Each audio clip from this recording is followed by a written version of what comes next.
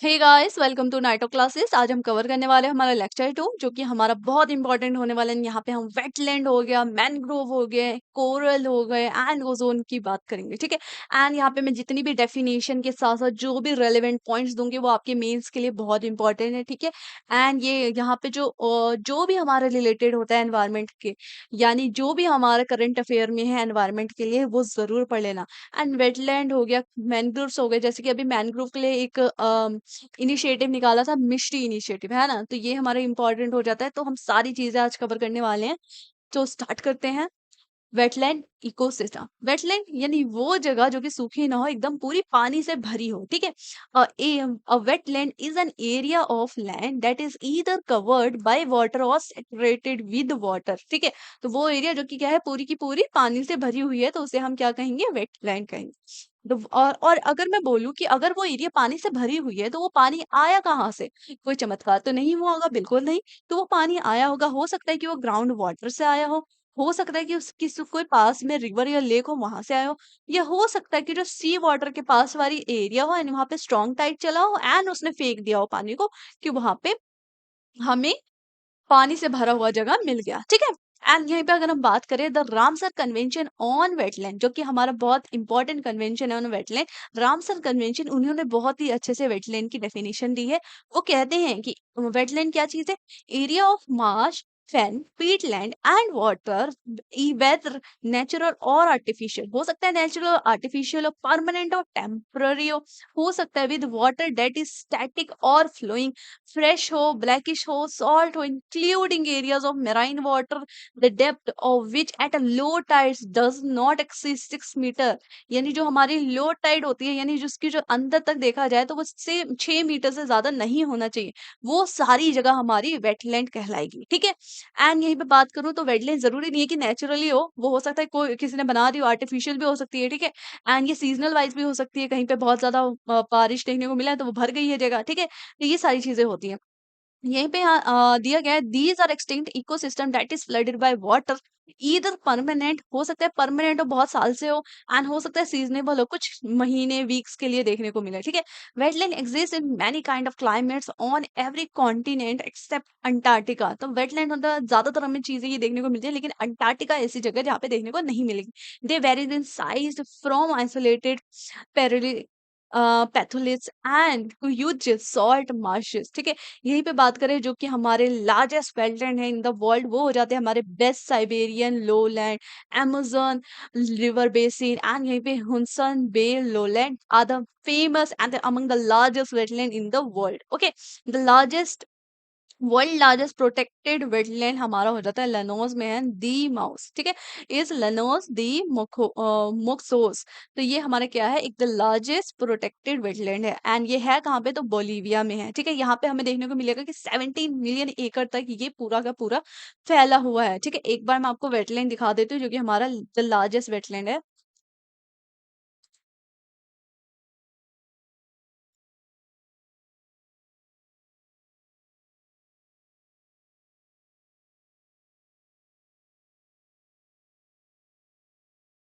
Okay. तो ये ऐसी जगह एकदम पूरी पानी से भरी हुई। ठीक है। तो ये हमारी क्या हो गई, वेटलैंड। यहीं पे नेक्स्ट आ जाते हैं। अब बात कर लेते हैं एक बहुत मेजर काइंड ऑफ वेटलैंड। जैसे कि हमने पढ़ा है कि कुछ होते हैं स्वाम्प एंड कुछ होते हैं मार्श। एंड स्वाम्प में भी दो है इसके डिफरेंस, एक हो सकता है कि स्वाम्प में फ्रेश वाटर का और एक हो सकता है सॉल्ट वाटर का। ठीक है। इनके बारे में पढ़ लेते हैं। स्वाम्प क्या है? A swamp is a wetland permanent saturated with water and dominance by trees and two type. And यहाँ पे इनके दो प्रकार देखने को मिले हैं, जो कि फ्रेश वाटर। पहली चीज तो स्वम्प क्या है, वो जो परमानेंट एरिया पे हो। ठीक है। एंड यहाँ पे हमें ट्रीज वगैरह देखने को मिलेगा, एंड ये भी दो प्रकार के होते हैं, हो सकता है फ्रेश वाटर में हो सकता है सॉल्ट वाटर में हो। फ्रेश वाटर यानी जो ये जगह होती है फ्लैट होती है, फ्लैट एंड अराउंड लेक्स और streams where water table is high and run off is slow. Okay. And ये पे बात करूँ फ्रेश वाटर में एक और डिफरेंस की, तो वाटर टॉलरेंस प्लांट होता है, जैसे कि कैक्टस एंड लोटस हमें यहाँ पे देखने को मिलेगा। ठीक है। नेक्स्ट अगर बात करो सॉल्ट वाटर स्वैम्प, जो कि formation these swamps begin with bare flats of muds और sands and that are thinly covered by sea water during a high tide. ठीक है, यहीं पे brackish water of salt water swamp is not entirely sea water but not entirely fresh water. तो हम देखेंगे जो blackish water होते हैं ना ही वो पूरे के पूरे सॉल्ट वाटर होते हैं, ना ही वो पूरे के पूरे सी वाटर होते हैं। ठीक है, एंड यहीं पे ना ही वो पूरे क्या होते हैं, सी वाटर होते हैं एंड ना ही फ्रेश वाटर होते हैं। ठीक है, मैंने उल्टा बोल दिया। तो ब्लैकिश वाटर जो होता है ना ही वो हमारा सी वाटर होता है पूरा, ना ही वो फ्रेश वाटर होता है। ठीक है, एंड यहीं पे बात करूँ अगर सॉल्ट वाटर की जो बहुत ही अच्छी एग्जांपल है वो क्या होता है, सुंदरबन हो गया। ठीक है, सुंदरबन हमने देखा होगा वेस्ट बंगाल साइड, बांग्लादेश शायद देखने को मिलेगा। तो ये क्या है, सुंदरबन हमारा एक सॉल्ट वाटर स्वैम्प में। नेक्स्ट बात कर लेते हैं मार्शेस। तो मार्शेस क्या होती है, northern and southern of a tropic swamps give way to marsh. And marsh यहाँ पे दो तरीके के हो सकते हैं, फ्रेश वाटर एक salt water. Fresh water marsh is often found hundreds of kilometre from the coast. जो फ्रेश वाटर होता है वो कोस्ट से रिलेटेड जो 100 किलोमीटर होता है वहां पे हमें देखने को मिलेगा। And they are dominated by grasses, aquatic plant. These marshes often developed around lakes and यहीं पे सॉल्ट वाटर की बात करें तो salt marshes are some of our richest ecosystem for diversity dominated by grass. They provided food and shelter, algae, fungi and यहीं पे shellfish, fish, ये सारी चीजें हमें कहाँ पे देखने को मिलेगी, सॉल्ट वाटर मार्शेस में। ठीक है, तो यहाँ पे हमने पढ़ लिया स्वैम्प्स के बारे में एंड मार्शेस के बारे में। एक बार मैं आपको इसका पिक भी दिखा देती हूँ।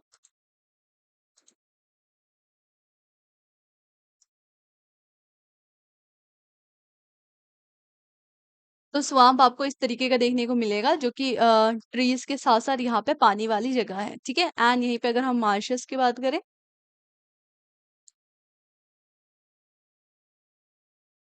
मार्शेस जो कि यहाँ पे पानी के साथ-साथ हमें लॉन्ग ग्रासेस देखने को मिलेगा, इसे कहते हैं मार्शेस। ठीक है? तो ये हो गई हमारी स्वाम्प्स के बारे में एंड मार्शेस के बारे में। नेक्स्ट बढ़ते हैं हम यहीं पे स्वाम्प्स का भी एक और पॉइंट है जो कि bog swamps and marshes are generally found in warm climate. तो वार्म क्लाइमेट में हमें कौन से स्वाम्प्स देखने को मिलते हैं, स्वाम्प्स एंड मार्शेस देखने को मिलते हैं, तो वो हो जाते हैं बॉग्स। ठीक है? Bogs are more common in cold और even Arctic area in northern यानी North American, Europe and Asia. ठीक है, तो यहाँ पे देखा जाए तो वोट्स क्या है वो ज्यादातर कॉमन होते हैं कोल्ड साइड अगर देखा जाए, आर्टिक साइड। ठीक है, तो यहीं पे वॉक्स है क्या, वॉक्स आर ऑफन कॉल्ड मूर्स और फिन्स इन यूरोप और मस्क इन कनाडा। तो एक बार वॉक्स का भी देख लेते हैं, वॉक्स क्या होता है यहाँ पे, वॉक्स। ओके,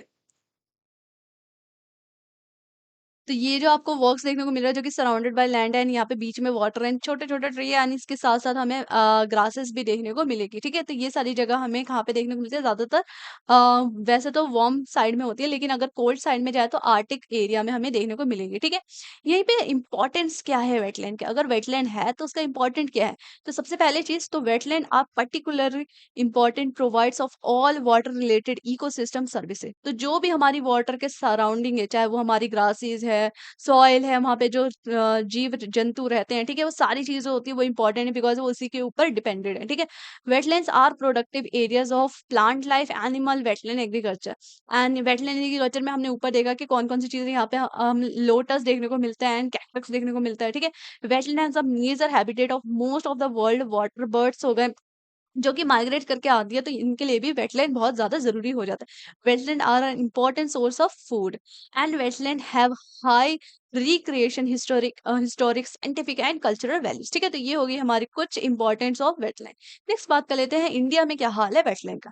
तो ग्लोबली देखा जाए तो wetland cover 4% of geographical area in the world. तो पूरे अगर धरती की बात करें तो वहाँ पे सिर्फ 4% यहाँ पे वेटलैंड एरिया देखने को मिलता है। ठीक है, लेकिन अगर हम इंडिया की बात करें according to national wetland inventory and assessment यानी NWIA compiled by Indian space research organisation यानी इसरो, इन दोनों ने मिलकर बताया है कि जो हमारे यहाँ पे वेटलैंड है स्प्रेड ओवर 1,52,600 स्क्वायर किलोमीटर तक हमारे यहाँ पे फैला हुआ है।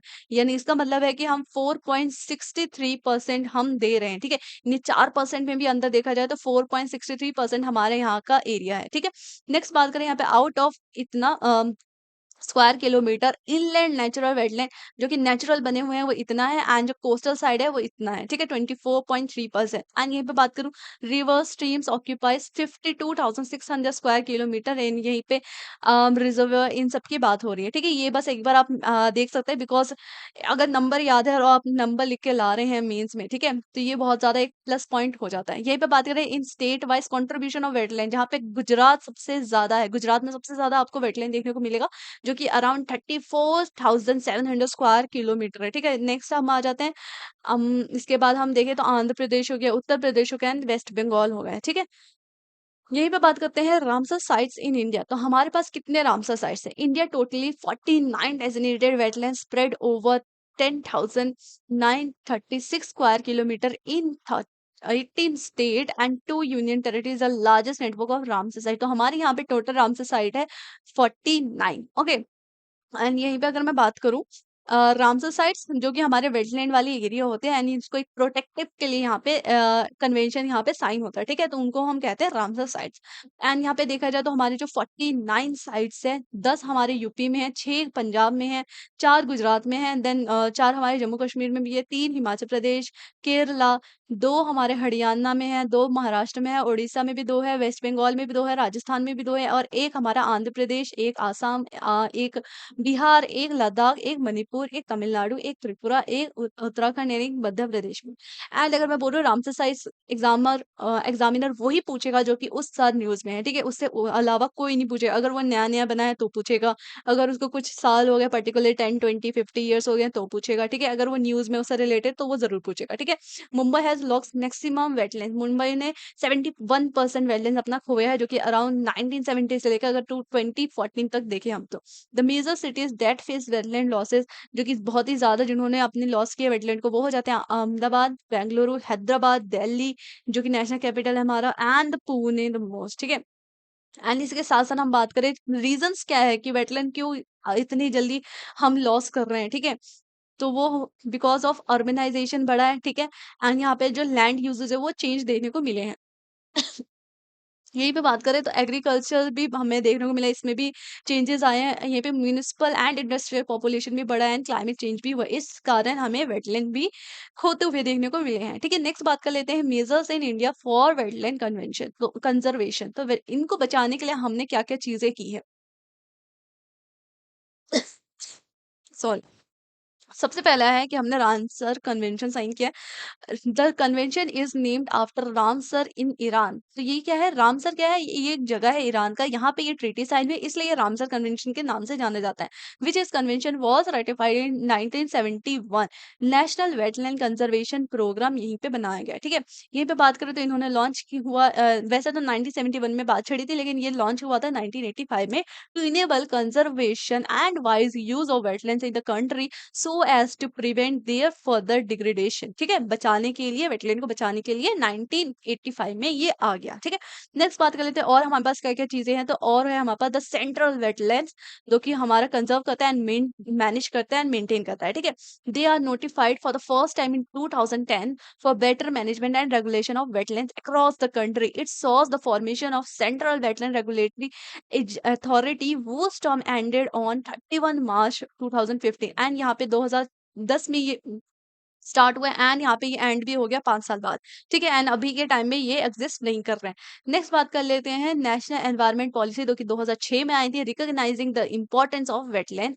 It calls for developing a national inventory of such wetlands and implementing a wide spectrum of policies and plans for wetland conservation. And ये जो पॉलिसी है 2006 में आई थी, इन्होंने बहुत ही अच्छी पॉलिसी निकाली ताकि हम कंजर्व कर सके वेटलैंड को, ठीक है, एंड ये अभी भी है।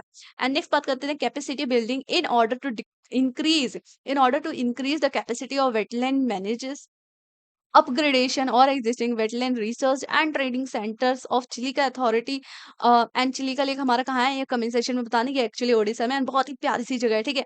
एंड यहाँ पे जो इनका डेवलपमेंट अथॉरिटी था एट बेकुल ओडिशा, इन्होंने क्या किया, into the national capacity development centre इन्होंने खोला ताकि हम इन्हें कंजर्व कर सके, ठीक है। नेक्स्ट आता है हमारा national mission for clean Ganga, and यहाँ पे भी हमने वेटलैंड की बात की है। The national mission for clean Ganga in January 2021 formulated a tool kit for for management of wetland and water bodies in urban areas as well as studying the concern about rapid urbanization, जो rapid urbanisation देखने को मिल रहा है जिसकी वजह से हम lost कर रहे हैं अपने वेटलैंड्स को।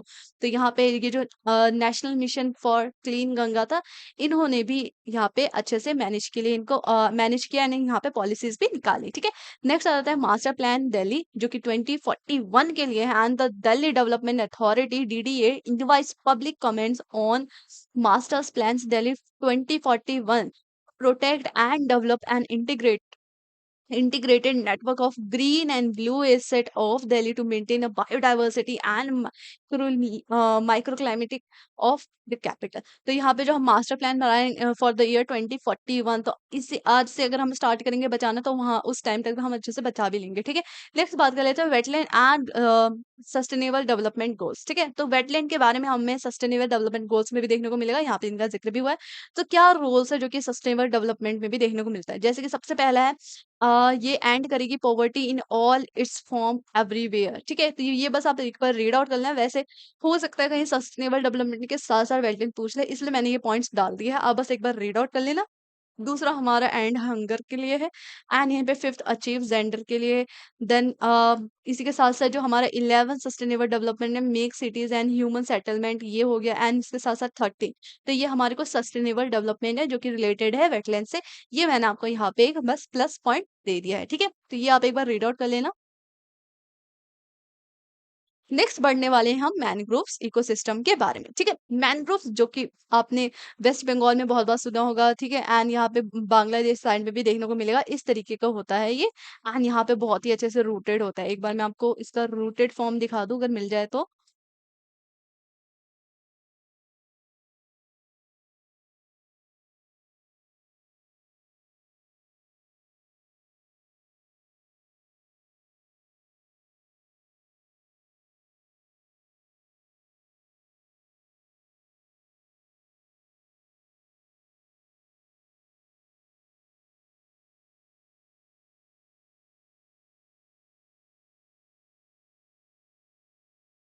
ये आप देख रहे हो, ये जो ट्री है ना, यहाँ पे अच्छे से आ नहीं रहा है, कोई बात नहीं। ये जो इस तरीके का रूट होता है ना, ये क्या होता है, यहाँ पे ट्री है। ठीक है, यहाँ पे मैं ड्रॉ कर देती हूँ, यहाँ पे ट्री है, इसके रूट्स जा रहे हैं। ठीक है, ये वाटर है। तो यहाँ पे जो रूट है ये नीचे को जाते हुए ऊपर को ग्रो करता है, फिर यहाँ पे फिर से हमें एक और ट्री देखने को मिलेगा। ठीक है, यानी इसी के रूट से यहाँ पे एक और ट्री देखने को मिलेगा, एंड यहाँ पे वाटर है। ठीक है, तो यहाँ पे बहुत ही अच्छा व्यू होता है कि ये मैनग्रोव में। एंड यहाँ पे एक पर्टिकुलर डेफिनेशन देख लेते हैं। A mangrove is a shrub or small tree that grows in coastal saline and blackish water. The term is also used for tropical coastal vegetation consisting for such species. And ये जो देखा जाए तो ज्यादातर क्या होता है, श्रब्स होते हैं, छोटे छोटे पेड़ होते हैं जो कि हमें कहाँ पे देखने को मिले, कोस्टल साइड देखने को मिले। बहुतों को लगता है कि अगर ये हमारे नीचे का मैप है तो यहाँ ही पे सिर्फ वेस्ट बंगाल साइड ही ज्यादा मैनग्रोव्स है, ऐसा नहीं है, हमें गुजरात साइड में भी देखने को मिलेगा। ठीक है, हम आगे पढ़ेंगे। एंड ये पे बात करें, mangroves are variety of species of broad live trees जो कि हमारे अराउंड 10 to 40 फीट हाई होते हैं, lying in a muddy creek and it's estuaries. तो ये होते हैं एस्टरीज में, ना कि डेल्टा में। ठीक है, दे आर लोक नहीं, एक्चुअली ये एस्टरीज एंड डेल्टा दोनों साइड होते हैं, एंड ये भी हम आगे पढ़ेंगे डेल्टा में किस साइड से होते हैं, एस्टरीज में कौन से साइड से होते हैं। ठीक है, they are located on the intermediate zone between the land and the sea and represent one of the best example of ecotone. And ecotone हमने पहले पढ़ रखा है, जो कि हमारे दो का मिक्स होता है। एंड यहाँ पे देखा जाए तो सबसे अच्छा एग्जाम्पल है मैनग्रोव। ठीक है, जो कि हमारे सी के साथ साथ लैंड को भी परफॉर्म करता है। ठीक है, दोनों से मिलके they require warm saline water or so they are situated along tropical coastline.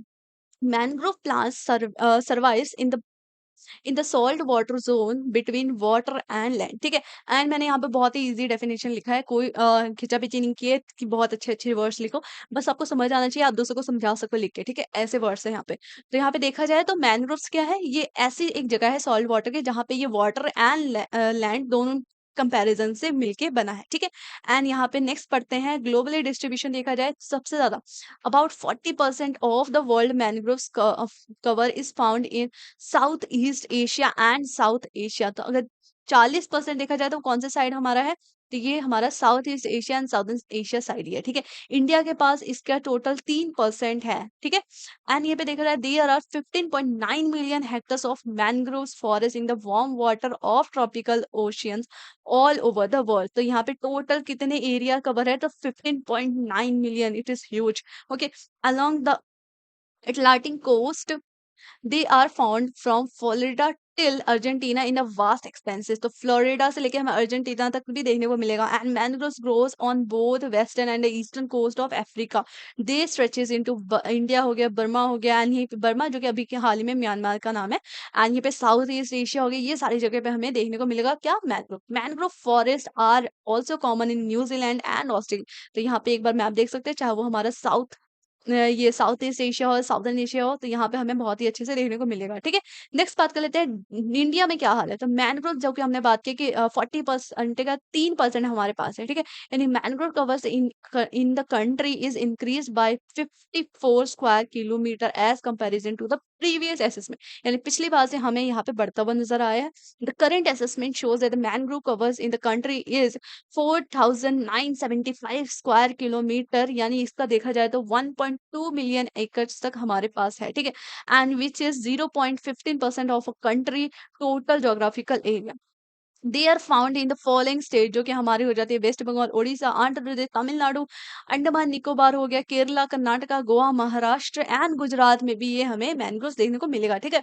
They major the major concentration of mangroves are in the Sundarban delta and Andaman and Nicobar island. यहाँ पे जो दो हमारे मेजर मैंग्रोव्स होते हैं वो बहुत इंपॉर्टेंट हो जाते हैं, ठीक है। यहाँ पे जो स्पीसीज लाई करती है वो उनके लिए भी। And however the mangroves are also found in the deltaic areas of Mahananda, Godavari, Krishna river में भी हमें यहाँ पे देखने को मिलेगा, ठीक है। तो रिवर से रिलेटेड तो पॉइंट जरूर याद रखना, जो मैंग्रोव्स डेल्टा है वो हमें महानदी, गोदावरी, कृष्णा रिवर बेसिन में भी देखने को मिलेगा, ठीक है।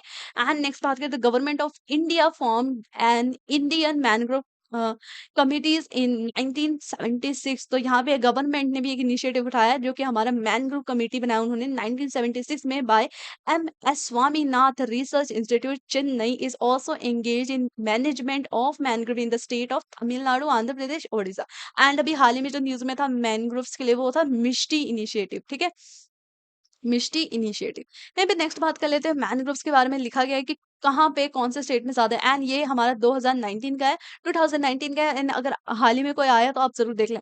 जैसे कि सबसे पहला, क्योंकि अगर मैनग्रोव से रिलेटेड मैच क्वेश्चन है तो यहाँ पे ये भी पूछ सकता है कि ए में आपको दे दिया हो वेस्ट बंगाल, बी में दे दिया हो गोवा, 3 में दे दिया हो गुजरात, एंड हमें दे दिया हो कर्नाटका, ठीक है। एंड यहाँ पे दे दिया हो आपको कि आंसर बताना है कि किसमें सबसे इंक्रीजिंग, नहीं एक काम करते हैं डिक्रीजिंग ऑर्डर, यानी सबसे ज्यादा किसमें, कम किसमें, देन कम किसमें, इसमें जान। तो हमें पता सबसे 1 पे आएगा वेस्ट बंगाल, देन इसके बाद हमें देखने को मिलेगा वेस्ट बंगाल के बाद है गुजरात, गुजरात ऑप्शन में है, यस। एंड इसके बाद हमें देखने को मिलेगा, अगर गोवा एंड कर्नाटका में जाऊं तो गोवा में ज्यादा है एज कम्पेयर टू कर्नाटका, यानी यहाँ पे हो जाएगा 2, एंड देन हमारा हो जाएगा 4। तो इस तरीके से आपको ये क्वेश्चन पूछ सकता है, ठीक है। वैसे हम देख लेते हैं कि 2019 में सबसे ज्यादा मैनग्रोव्स है वेस्ट बंगाल में, देन हमारा गुजरात है, एंड इसी के साथ साथ हम देखें तो अंडमान निकोबार है, एंड इसके बाद हमारा आ जाता है, okay, Andhra Pradesh, then Maharashtra. And इसके साथ साथ आप सारी चीजें नोट डाउन कर लेना, ठीक है। एक कंपैरिजन में बना लेना कि सबसे पहले है वेस्ट बंगाल, देन इसके बाद हमारा है गुजरात, देन अंडमान निकोबार, ठीक है। इस तरीके से आप राइट डाउन कर लेना। नेक्स्ट बात कर लेते हैं क्या थ्रेट्स है, क्या नुकसान है, मतलब क्या किन किन चीजों से ये डैमेज हो सकते हैं। They are destroyed for conservation of an area for agriculture purpose, जैसे कि fuel filter and sanitisation, sanitation, mining oil spills, ये सारी जो चीजें होती है, हो सकता है केमिकल फर्टिलाइजर इंडस्ट्रियल पर्पज के रिलेटेड हम देख सकते हैं कि इसको नुकसान पहुंच सकता है। जैसे कि सी की बात करें तो सी से कैसे नुकसान पहुंचेगा, अगर वहां पे साइक्लोन आ गया, सुनामी हो गया, कोस्टल एरियाज हो गए, ठीक है। तो ये सारी चीजें अगर बढ़ गई तो यहाँ पे ये उसको नुकसान पहुंचा सकता है। रिवर से कैसे होगा, अगर पानी ही गंदा होगा तो वो क्या ही अच्छे से ग्रो कर पाएगा, है ना। अगर कम्युनिटी की बात करें तो हो सकता है जैसे कि डिस्ट्रॉयड फॉर फ्यूल या फोल्डर्स के लिए इसे काट दे, ठीक है। एंड प्लास्टिक बैग तो बहुत ही नुकसानदायक है ना। ये भी इससे मैंग्रोव्स को भी नुकसान है। प्लास्टिक बैग हो गया, another waste is a major threat of mangroves. Goat can destroy mangrove seeding and damage major mature trees. Okay, तो यहाँ पे हमारी बात होगी क्या क्या थ्रेड्स हैं। नेक्स्ट बात कर लेते हैं क्यों जरूरी है इन्हें बचाना। ठीक है, तो देखा जाए कि यहाँ पे मैंने कुछ रेलेवेंट पॉइंट्स लिखे हैं, जैसे कि mangroves are immensely beneficially but unfortunately half of the world mangroves about 32 million hectares have already been cleared और destroyed and remaining ones are also facing grave threats. ठीक है, देखा जाए तो हमारे आधे से ज्यादा अभी मैनग्रोव्स जो है उसको खत्म कर दिए गए हैं अपनी इच्छाओं के लिए। ठीक है, तो यहाँ पे क्या हुआ है, क्यों ज़रूरी है? बिकॉज़ ये हमें फूड देता है, कार्बन स्टोरेज देता है एंड यहाँ पे कोस्टल प्रोटेक्शन भी है। अगर वहाँ पे सुनामी वगैरह आ रहा है, ठीक है, मान लो यहाँ पे लैंड है, यहाँ पे हमारा सुंदरबन है एंड यहाँ पे सुनामी आ भी रहा है, तो क्या करेगा जो ये सुंदरबन एरिया जहाँ पे ट्रीज़ वगैरह है, तो ये इसको रोक देगा, ठीक है? इस एरिया में आने ही नहीं देगा, ठीक है? तो इस तरीके से वो बचाएगा भी, वाटर को प्यूरिफाई भी करेगा। Hence, there is an effort made to halt further losses as well as to increase mangroves through restoration. तो यहाँ पे बहुत सारी ऐसी इनिशिएटिव है जो कि हमने चलाई है रिस्टोर करने के लिए। Mangroves are faced with lots of threats. For example, a large part of land has been cleared for established shrimp farms in Latin America and Southern East Asia, which have adversely impacted mangrove. तो यहाँ पे देखा जाए तो जो हमारे Latin America side थे वहां पे उन लोगों ने उसकी कटाई कर दी ताकि वहां पे श्रिम्प फार्म्स खोल सके। ठीक है, क्लाइमेट चेंज की वजह से हो गया, चेंजिंग लैंड यूजेस पैटर्न की वजह से हो गया, टूरिस्ट भी इफेक्ट करते हैं चाहे वो जगह वो हो या ना हो। ठीक है, टूरिस्ट जरूर इफेक्ट करता है एंड इससे हमें देखने को मिलेगा टूरिज्म कैसे इफेक्ट करता है। ठीक है, मान लो यहाँ पे कोई जगह स्पेशल है मैनग्रोव्स का, ठीक है, तो इसके आसपास का जो एरिया का टूरिस्ट क्या करेंगे, यहाँ पे आएंगे, तो यहाँ पे हमें बेस्ट इंफ्रास्ट्रक्चर करना पड़ेगा, है ना? इसके लिए बेस्ट बिल्डिंग बनानी पड़ेगी, बेस्ट चीजें करनी पड़ेंगी, तो यहाँ पे क्या होगा, इसकी कटाई होगी, यहाँ पे तो नुकसान हो ही रहा है ना लैंड का, वो कुछ ना कुछ तो इफेक्ट कर ही रहा है ना इस चीज जगह को, बीच वाली को। तो यहाँ पे हमें यहाँ पे डेंजर चीजें देखने को मिलेगी। ठीक है, एंड यहीं पे बात करें the series impediments to the unhindered growth of mangroves is prompt or and mostly unregulated coastal development through India has framed laws to protect its coastline. They are branched quite often. According to the research by Indian Institute of Science यानी IIS, India has lost 40% of its mangrove areas in the last century. ये last century की बात हो रही है, लेकिन हमने अब ऊपर पढ़ा है कि हमने गेन किया है। ठीक है, due to aggregation, tourist, urban development and over exploitation से हमें 40 गुना लॉस देखने को मिला अगर हम लास्ट सेंचुरी से कंपैरिजन करें तो। ठीक है, यहाँ पे मैंने नीड दे रखा है क्यों जरूरी है सुंदर मैनग्रोव्स को कंजर्व करना, इसका कंसर्न क्या है, ये सारी चीजें एक रोड मैप के थ्रू समझा रखा है। ठीक है, आप इसको अच्छे से रीड आउट कर लेना और ये मैं टेलीग्राम पे प्रोवाइड करा दूंगी। यहीं पे नेक्स्ट बात कर लेते हैं, ऑर्गेनाइजेशन ग्लोबल मैनग्रोव अलायंस जो कि हमारा GMA है, is supported a target to increase mangrove coverage by 20% over current extend by 2030, यानी 2030 तक हमें और 20 गुना ज्यादा इंप्रूवमेंट देखने को मिलेगा। यहीं पे बात करें mangrove for the future is initiative को shared by IUCN and IUCN किस लिए होता है, ये हमारे जो स्पीसीज हो गए ये एनिमल्स वगैरह इनको कंजर्व करने के लिए होता है। ठीक है, बचाने के लिए होता है and the United Nation Development Programme, तो ये सारी चीजें जो होती है कंजर्व करने के लिए ही है और ये भी मैनग्रोव में साथ दे रही है। ठीक है, mangrove conservation and sustainable development, मैंने ऊपर वाले में बताया कि सस्टेनेबल डेवलपमेंट का बात हुआ है वेटलैंड का, तो यहाँ पे मैनग्रोव को भी पढ़ लेते हैं। जैसे कि सस्टेनेबल डेवलपमेंट 1 एंड 2 है, यहाँ पे भी बात हुआ है मैनग्रोव्स का, 8 में भी बात हुआ है, 13 में भी बात हुआ है एंड इसके साथ साथ 15 में भी इसका जिक्र है। ठीक है, इसके बाद आ जाता है coral ecosystem. Coral ecosystem, coral reef बहुतों ने देखा होगा, अगर कहीं कोस्टल साइड गए होंगे तो एक बार मैं शो कर देती हूँ। कोस्टल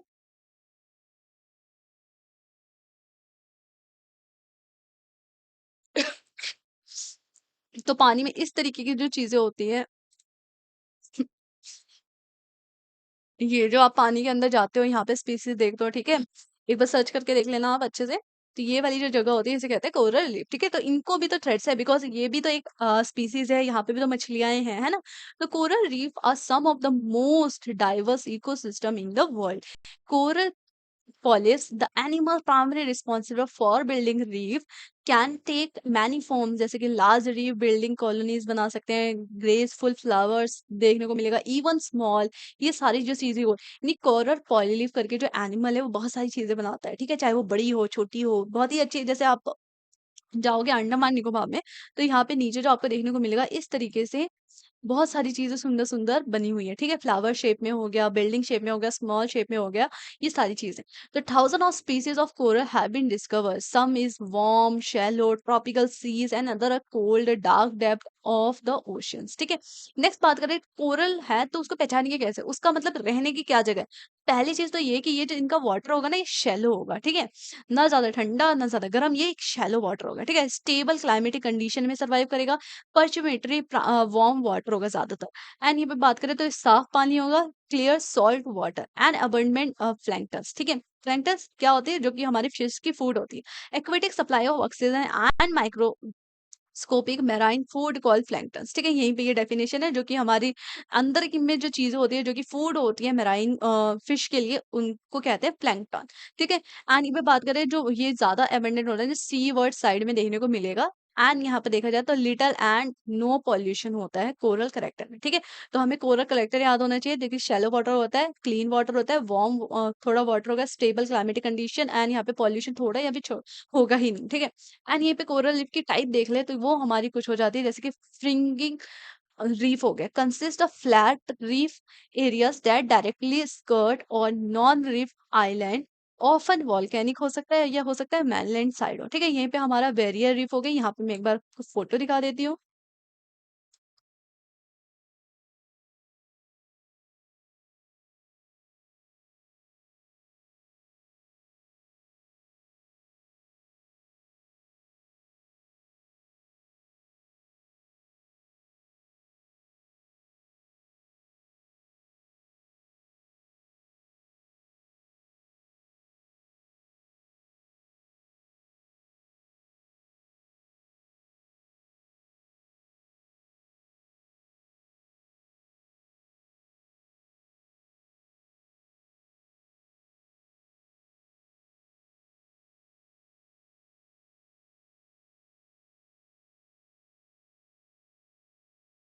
ओके, तो ये हमारी तीन मेन टाइप होती है ऑफ कोरल रीफ्स, ठीक है।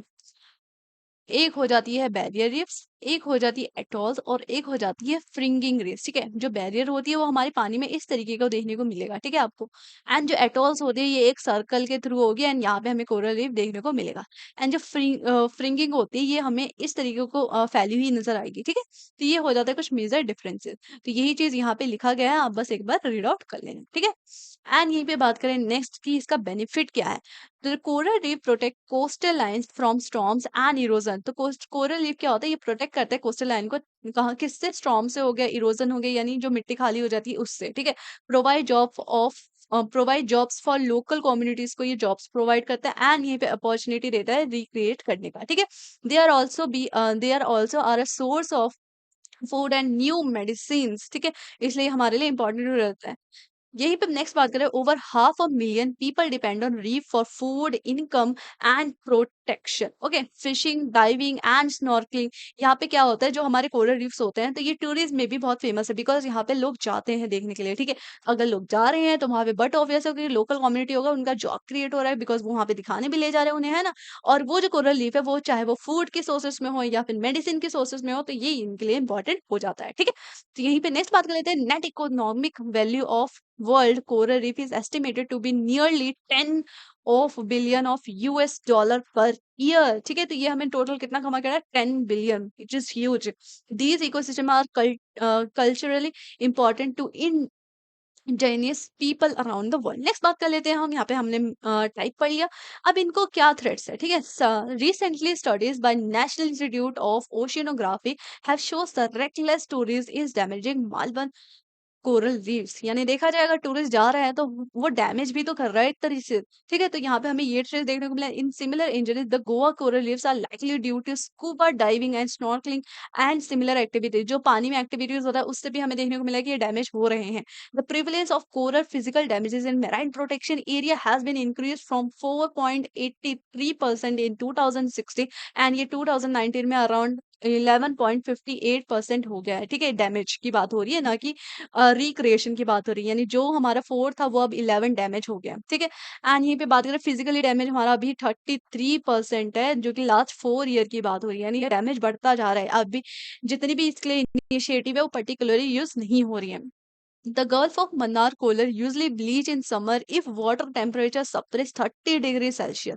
A coral bleaching alert report protocol development by SAC, ठीक है, space spec application centre Ahmedabad recorded at the year 1998, 2010 and 2016 witnesses mass bleaching in the 5 coral reefs. तो ठीक है, इसके बाद हम ब्लीचिंग की भी बात करेंगे। ब्लीचिंग का मतलब समझते हैं आप, कलर हटना, यानी कलर हट रहा है तो यानी वो चीज डैमेज हो रही है, ठीक है।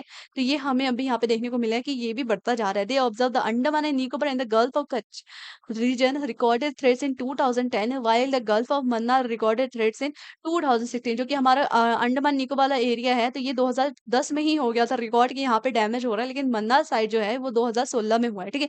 According to International Union for conservation of Nature यानी IUC and Indian coastal and marine ecosystem along with coral reefs is under increasing threats due to exploitation of resources। And exploitation का कारण क्या है? टूरिज्म हो गया, ठीक है, वहाँ पे सिमिलर जो एक्टिविटीज होती है वाटर, ये सारी चीजें हो गई। तो यहाँ पे क्या गवर्नमेंट ने इनिशिएटिव उठाया, क्या एक्शंस उठाए हैं, ठीक है, ये देख लेते हैं। The government of India seeks to protect, sustain, augment coral reefs in the country by both regulatory and promotional measurement। तो यहाँ पे इन्होंने बहुत सारे इनिशिएटिव्स उठाए हैं, उनको हम पढ़ लेते हैं। Under coastal regulation zone notification and island protection zone notification, corals are sought to be protected by regulating development activities along with the sea coast। तो सी कोस्ट में जितनी भी एक्टिविटीज हो रही है उसको नजर में रखते हुए सारी चीजें इन्होंने उठाई है कि किस तरीके से डेवलपमेंट करेंगे, किस तरीके से प्रोटेक्ट करेंगे, ठीक है। तो यहाँ पे दो इनिशिएटिव इन्होंने जोड़ के एक अपना बनाया है। यहीं पे बात करें, the laws that have a bearing a coral reef areas are the Indian Forest Act 1927, the Forest Conservation Act 1980 and the Indian Fishery Act. इनके थ्रू भी यहाँ पे गवर्नमेंट ने एक्शन लिया है। एक तो बहुत सारी चीजें ऐसी होती है कि जैसे मान लो कोई जगह है, ठीक है, यहाँ पे कोई टूरिस्ट गया तो वो देखता है कि यहाँ पे ये चीज है तो वो उठा के घर ले आता है, ठीक है। तो अगर ऐसे ही सारे टूरिस्ट करने लगे, वो चीजें उठा के घर ही ले आने लगे, तो यहाँ पे तो कुछ बचेगा ही नहीं, है ना। तो ये सारी चीजें भी देखने को मिलती हैं, एंड ये हम ही लोग करते हैं एंड बोलते भी है। नेक्स्ट बात कर लेते हैं, integrated coastal and marine areas management launch in 1998 aims at integrating the management of coastal and marine areas, has prepared model plan for gulf of Kutch. तो यहाँ पे गल्फ ऑफ कच्छ के लिए भी यहाँ पे 1998 में बना दिया गया था। India has also created machine mechanism, that is National Coastal Zone Management authority and state coastal zone. इन्हों नेशनल के साथ साथ स्टेट ने भी मिलकर अपना एक इनिशिएटिव बनाया है, ठीक है, प्रोटेक्ट करने के लिए। Ministry of Environment and Forest ने भी India has included studies on coral reef under the coastal zone studies, ठीक है। नेक्स्ट बात कर लेते हैं, despite each efforts the dedication coral protection programme is lacking in India. इतने सारे इनिशिएटिव के बाद भी देखने को मिल रहा है कि लैकिंग ही हो रहा है, बिकॉज ये अभी 4 साल में 33% देखने को मिला, and this is affecting the coral protection programme conducted by concern state governments. Okay, next बात करें, मैंने अभी जिक्र किया था कोरल ब्लीचिंग का। तो कोरल ब्लीचिंग क्या होता है? ब्लीचिंग हम समझते हैं कहीं पे भी अगर ब्लीचिंग की पाउडर डाल दो तो वो क्या होगा, वो कलर झाड़ देगा, है ना। तो यहीं पे coral bleaching occurs when coral polyps expel algae that live inside their tissues। normally the coral polyps, ये जो एनिमल था, live in an endospermatic endosymbiotic relationship with these algae. And ये क्या होता है, जो एल्गी है एंड ये जो पॉलीफिस है, ये एक दूसरे के साथ यहाँ पे बने हुए हैं, ठीक है, इस एक पेड़ में, ठीक है। लेकिन अगर ये छोड़ दें तो क्या होगा, यहाँ पे हमें कलर भी डाउन देखने को मिलेगा, एंड यहाँ पे इसको हम कहते हैं कोरल ब्लीचिंग, ठीक है। एंड यहीं पे देखा जाए तो ये the algae provides up to 90% of a coral energy. जो एल्गी है वो 90% उसको एनर्जी दे रहा है उसको खड़े रहने के लिए, ठीक है, उसे सुंदर रखने के लिए। And bleaching coral continue to live but begin to starve after bleaching. लेकिन अगर ब्लीचिंग हट गई तो वो क्या, डेड पर्सन की तरह हमें डाउनवर्ड देखने को मिलेगा। The leading cause of coral bleaching is rising water temperature. And जिस तरीके से अभी क्लाइमेटिक चेंज हो रहा है, इससे वाटर टेम्परेचर इंक्रीज हो रहा है, एंड यहाँ पे हमें कोरल ब्लीचिंग देखने को मिल रहा है। Temperature about 1 degree Celsius above average can cause bleaching, ठीक है। अगर 1 डिग्री सेल्सियस से ज्यादा ऊपर टेम्परेचर जा रहा है तो हमें यहाँ पे ब्लीचिंग देखने को मिलेगा। After United Nation Environment Programme between 2014 to 2016, the longest recorded global bleaching events. अगर देखा जाए तो 2014 से 2016 तक हमें सबसे ज्यादा ब्लीचिंग देखने को मिल रहा है, ठीक है। एंड ये सिंपल सी चीज है, यहाँ पे क्लाइमेटिक चेंजेस हो रहा है, तो बट ऑब्वियस है हमारा जो वाटर का लेवल है, टेम्परेचर, वो बढ़ेगा, एंड यहाँ पे ये चीज होगी, ठीक है।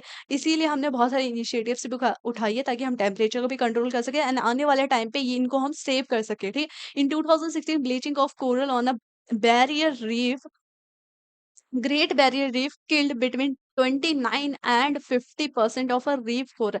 2017 में देखा जाए तो bleaching extended into central side में भी ये बढ़ गया, ठीक है। The average interval between bleaching events has been half between 1980s and 2016। Next देखा जाए तो यहाँ पे मैंने ब्लीचिंग दे दिया है कि यहाँ पे जो होता है हमारा एल्गी एंड जो हमारे पॉलिफ करके एनिमल है, ये देख तो साथ होती है तो कितनी अच्छे से खेली हुई है, लेकिन अगर यहाँ से एल्गी हटने लग गया तो यहाँ पे क्या होगा, ये ब्लीच कर लेगा, ठीक है, यानी यहाँ पे ये कलर छोड़ लेगा, ठीक है, इस तरीके का आप देख सकते हैं। नेक्स्ट पढ़ते हैं यहाँ पे कुछ फैक्टर जो ये रिस्पॉन्सिबल हो जाते हैं फॉर पोलर ब्लीचिंग, जैसे कि इंक्रीज हो रहा है पहले तो टेम्परेचर, वो देख लिया, ठीक है। दूसरी चीज अगर हम बोले तो रिड्यूस हो रहा है वाटर टेम्परेचर, ये भी हमारा एक कारण हो सकता है। Oxygen starvation cause by an increase in zoom फैटिक।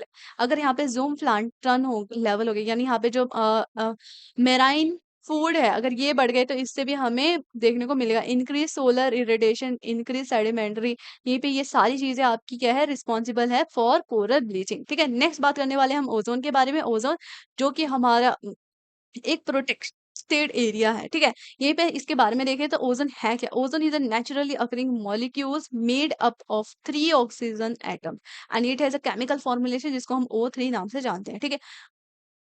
Ozone is found in different level.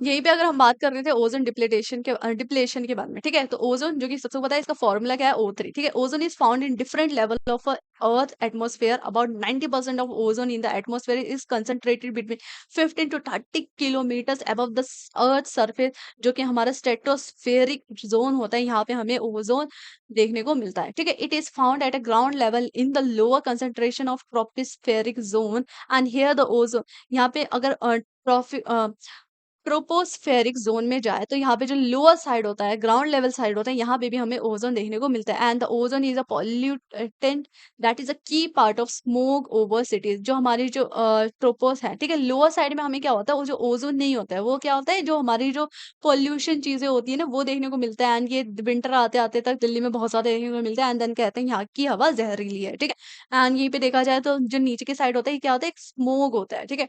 हमने बात करें तो ozone layer are discovered in 1913, और किसने किया था, फ्रेंच फिजिशियन थे Charles Fabrin and Henri Buisson थे, इन्होंने इसको डिस्कवर किया था। यहीं पर बात करें ओजोन लेयर क्या है, तो ozone layer is a common term in a high concentration of ozone that is found in stratosphere between 13 and 30 between 15 and 30 kilometre above the sea level, यानी जिस अर्थ सरफेस है इसका जो 15 से 13 किलोमीटर तक हमें जो लेयर देखने को मिलेगा, यहाँ पे ओजोन लेयर प्रेजेंट होता है, ठीक है। एंड ये स्ट्रेटोस्फेयर में the ozone layer absorb 97 to 99% of sun medium frequency ultraviolet light, and ये एक अच्छी चीज है, अबाउट 200 नैनोमीटर की तक ये वेवलेंथ भी एब्जॉर्ब करता है, ठीक है। एंड यहीं पे बात करें अभी हाल ही में क्या हो रहा है कि ये ना, ये एक तो मैंने ये मैप दे एक तरीके का मैंने ये अर्थ दे दिया, जैसे कि आपको पता है 20 किलोमीटर तक हमारा होता है स्ट्रोपोस्फेयर, ठीक है। मैंने बात किया है जो 15 से लेके 30 तक हमारा क्या होता है, ओजोन होता है, ठीक है। एंड यहाँ देखा जाए तो यहाँ पे 15 से लेके 30 तक यहाँ पे हो गए, यानी स्ट्रेटोस्फेयर तक हमारा होता है ओजोन। इसके ऊपर वाली जो मेसो है, यहाँ पे क्या क्या चलती है, जो हमारा ट्रोपोस्फेयर है, यहाँ पे हमारा एरोप्लेन उड़ता है। एंड हमारा सैटेलाइट है तो ये हमारा थर्मोस्फेयर एंड मेसोफेयर के बीच में है, ठीक है। यहीं पे हमारे ये सारी चीजें देखने को मिलेगी। नेक्स्ट बात कर लेते हैं हम ओजोन डिप्लेशन के बारे में।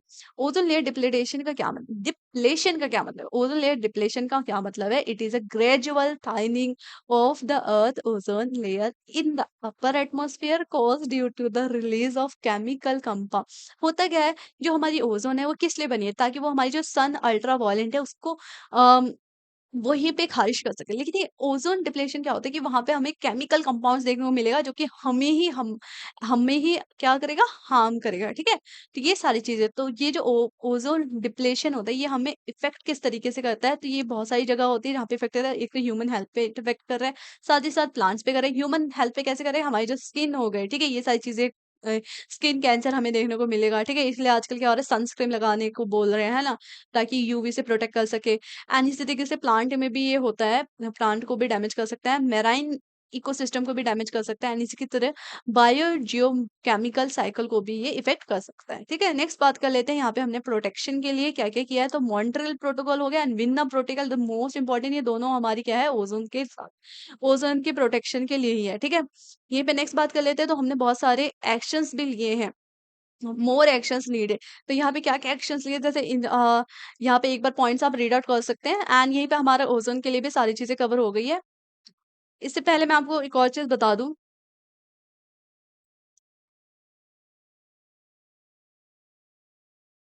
लास्ट क्लास मैंने आपको पढ़ाया था bio accumulation and bio magnification. इसको एक और बार पढ़ लेते हैं।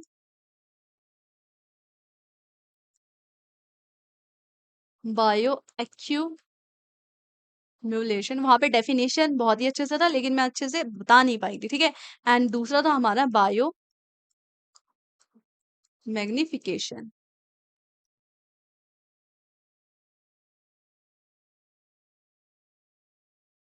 बायो एक्यूमुलेशन का क्या मतलब है? जैसे कि जिस तरीके से इंक्रीज़ होता रहेगा पॉल्यूशन हमारे पानी में, उसी तरीके से जो वहाँ का ऑर्गेनिज़्म होगा, वो भी हमारा इफ़ेक्ट होता रहेगा, ठीक है? तो यहाँ पे एक स्टेटमेंट लिख लेते हैं, increase in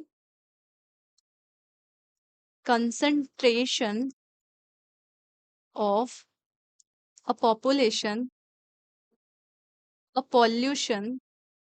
pollutant in an organism.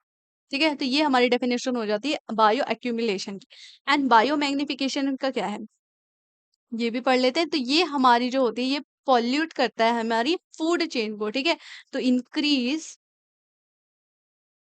In concentration